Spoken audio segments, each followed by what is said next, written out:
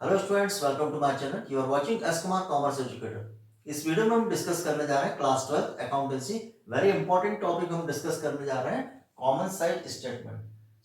सबसे पहले हम इंट्रोडक्शन समझेंगे कॉमन साइड स्टेटमेंट क्या है, देन हम प्रैक्टिकल क्वेश्चन करके समझेंगे कॉमन साइड स्टेटमेंट कैसे बनाया जाता है। सबसे पहले हम स्टार्ट करते हैं। सबसे पहले हम इंट्रोडक्शन समझते हैं कि कॉमन साइड स्टेटमेंट क्या होता है। लेट्स स्टार्ट करने के पहले अगर आप चैनल को फर्स्ट टाइम विजिट कर रहे हैं तो चैनल को सब्सक्राइब कर लीजिए, जिससे आने वाली वीडियोस की नोटिफिकेशन आपको मिलती रहे। हम स्टार्ट करते हैं common side statement. Very important topic है, आने की पूरी पॉसिबिलिटी है। 100% श्योर 4 मार्क्स का क्वेश्चन आपको कॉमन साइड स्टेटमेंट और कंपैरेटिव स्टेटमेंट का आपको बोर्ड एग्जामिनेशन में आएगा। Let's start. Common side statements, common side statement, common size financial statement is vertical analysis of financial statement in which amounts of individual item of balance sheet or statement of profit and loss or income statement are written. Means common side statement वो statement होता है जिसमें financial statement is vertical analysis, जिसका vertical analysis किया जाता है। किसका? Financial statement का। मीन्स कॉमन साइड स्टेटमेंट वो स्टेटमेंट होता है जिसमें फाइनेंशियल स्टेटमेंट का वर्टिकल एनालिसिस किया जाता है, in which amounts of individual item, और जो अमाउंट होते हैं इंडिविजुअल आइटम के, either in the balance sheet और statement of profit and loss, या तो बैलेंस शीट के या statement of profit and loss, जिसको हम इनकम स्टेटमेंट भी बोलते हैं, आर रिटर्न। मीन्स जो कॉमन साइड स्टेटमेंट होता है वो एनालिसिस होता है, वर्टिकली एनालिसिस होता है। किसका? फाइनेंशियल स्टेटमेंट का। ये बैलेंस शीट के लिए भी बनाया जा सकता है and profit and loss, statement of profit and loss के लिए भी बनाया जा सकता है। और इसमें क्या किया जाता है? This amounts are further converted into percentage. और इसमें जो अमाउंट आपको दिए जाते हैं इंडिविजुअल आइटम के, इसमें जो आपको इंडिविजुअल आइटम के जो अमाउंट दिए जाते हैं उसको फर्दर हम क्या करते हैं? परसेंटेज में हम उसको कन्वर्ट करते हैं। This amount are further converted into percentage to a common base, जिसमें किसी को कॉमन बेस बनाया जाता है। कॉमन बेस बनाकर अमाउंट को क्या किया जाता है? फर्दर उसको आगे परसेंटेज में चेंज किया जाता है। अब कॉमन बेस किसको बनाया जाता है? कॉमन बेस के लिए common base is revenue from operation net sale for statement of profit and loss.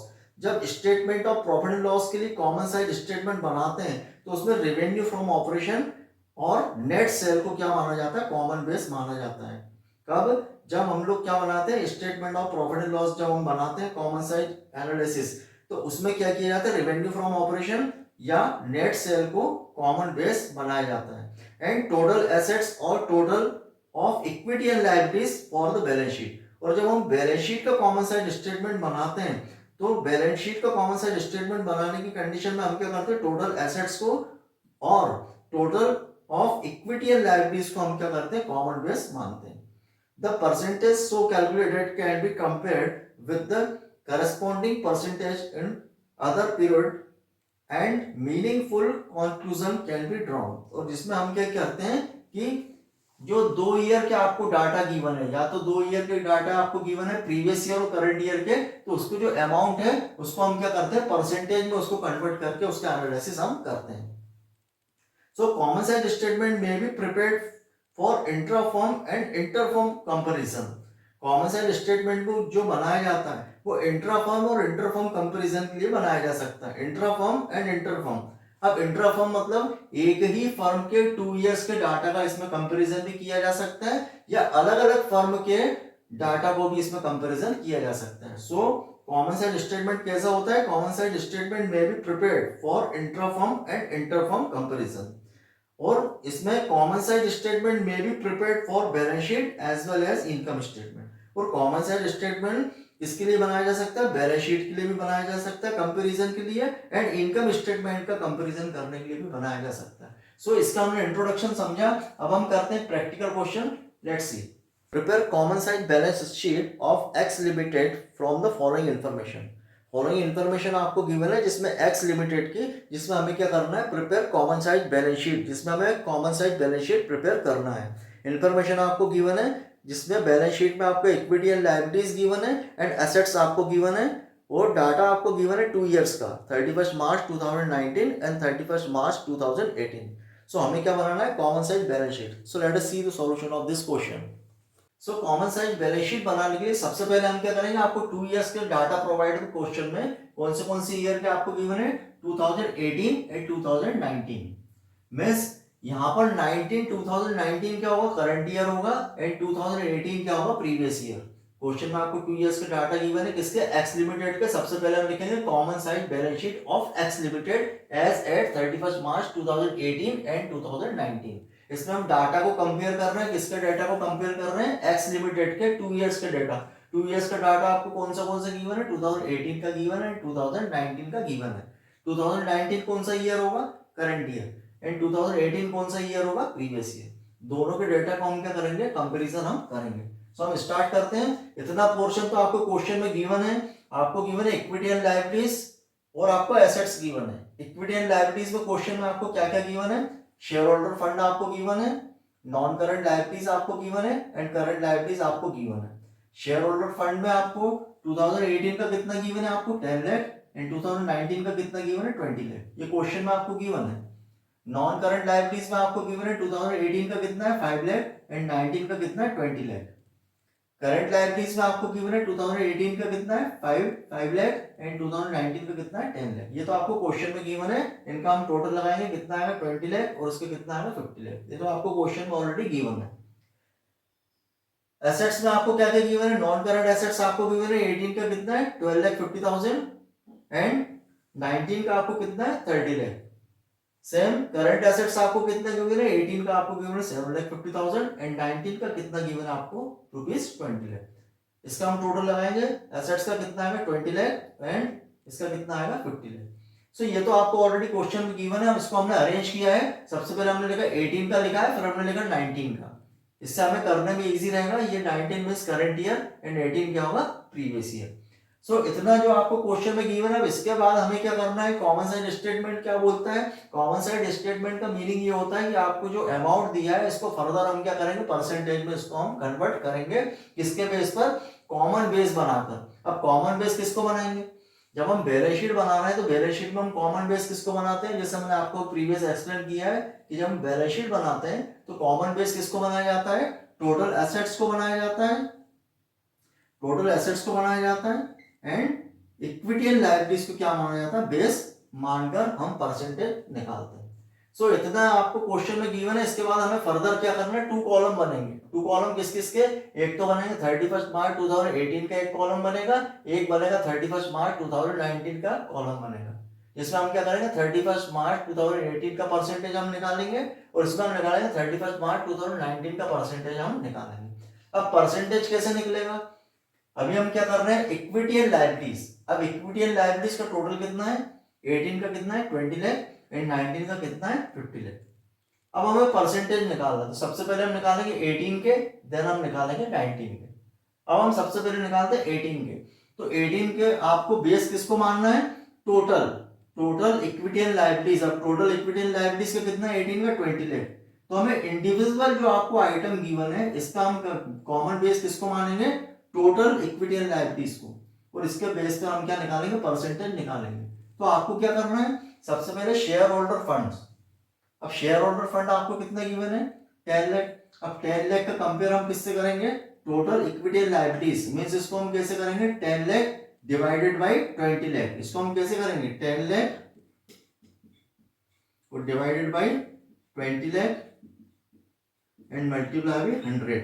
इसको हम कैलकुलेट करेंगे तो परसेंटेज कितना आएगा आपका 50%। कौन सी ईयर का, अभी हम 18 का कर रहे हैं, देन हम करेंगे 19 का। अभी हम कर रहे हैं 18 का। किसका निकाला हमने, अभी हमने निकाला शेयर होल्डर फंड का। 10 lakh divided by 20 lakh and multiply by 100 करेंगे तो कितना आएगा 50%।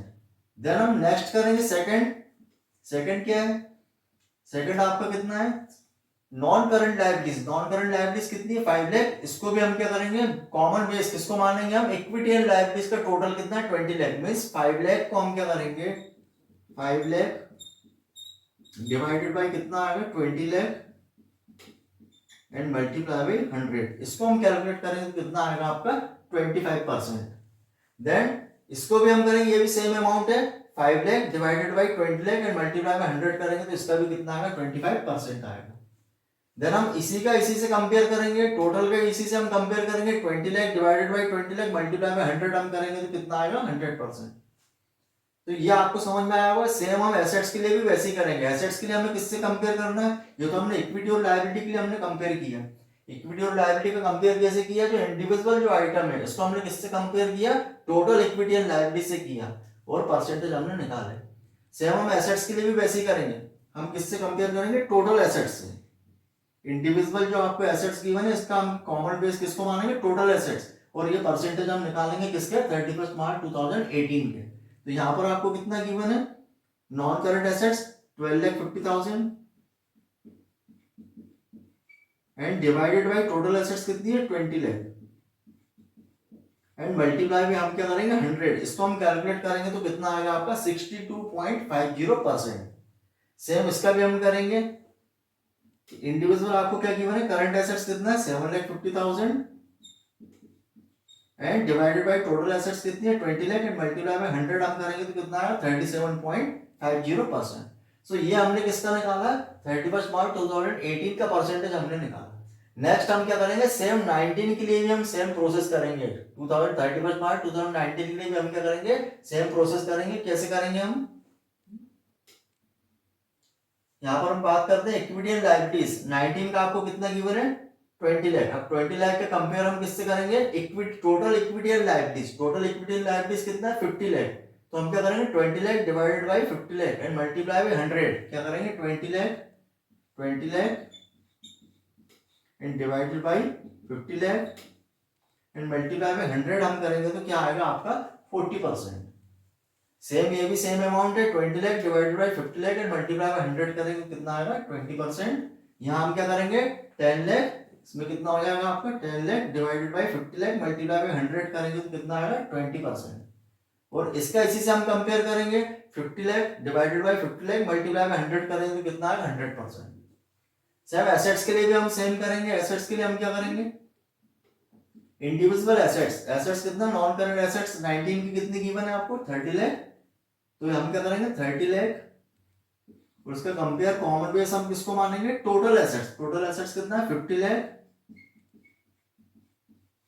क्या होगा ये 30 lakh divided by 50 lakh multiply by 100 हम कैलकुलेट करेंगे कितना है 60%। सेम हम करेंगे किसके लिए, करंट एसेट्स। करंट एसेट्स कितना आपको गिवन है 20 लाख।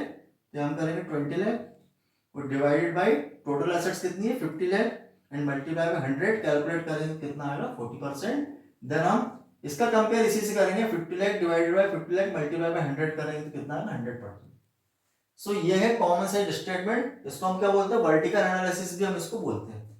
सो आने की पॉसिबिलिटी पूरी है। आप लोग इसको एक दो क्वेश्चन इसके प्रैक्टिकल क्वेश्चन और करिए। नेक्स्ट वीडियो में, आने वाली वीडियो में इसके एक दो प्रैक्टिकल क्वेश्चन में आपको और करवाऊंगा कॉमन साइज स्टेटमेंट के। आपको कोई भी डाउट लगता है आप कमेंट सेक्शन में पूछ सकते हैं। Thanks for watching.